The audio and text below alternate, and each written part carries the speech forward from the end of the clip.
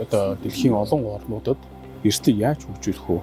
Яаж оновчтой арга гаргачлал авч явах вэ гэх юм бол заавар гайденс те бодлогын баримт чинь гаргаж өгч идэг гэсэн. За энэний хүрээнд бол олон ажлууд байгууллагууд өөр өөрсдийн төвшөнд хийгээ явж идэв шүү дээ.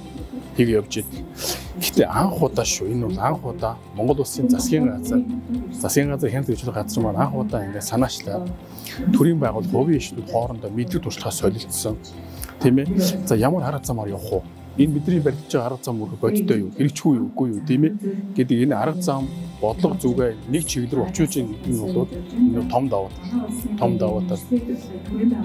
За эрсдлэхээр байгууллагууд бол одоо эрсдлийн соёлыг хөгжүүлээ. ISO 31 стандартыг нэвтрүүлээгээл олон ажил хийж идэг.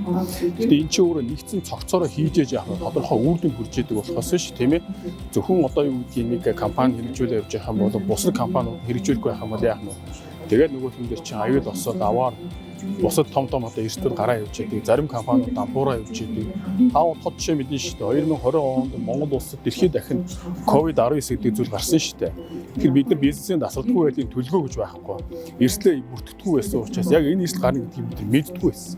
Гадаад орчны эрсдэл, дотоод орчны эрсдлээ бид нар өөрсдөө тодорхойлоогүй, судлаагүй учраас бидний яах вэ? Ийм томоохон эрсдлүүдийг бид нар 2020 онд хүлээсэн шүү дээ, тийм ээ. Энэ ганцхан Монгол гэлтгүй дэлхийд дахин хүлээсэн. Тэгэхээр энэ өөрчлөлтийг бид нар бол яах вэ? Хийх гэж байгаа учраас энэ бол төрийн одоо томоохон дахин их нэршлийн ажил гэж би харж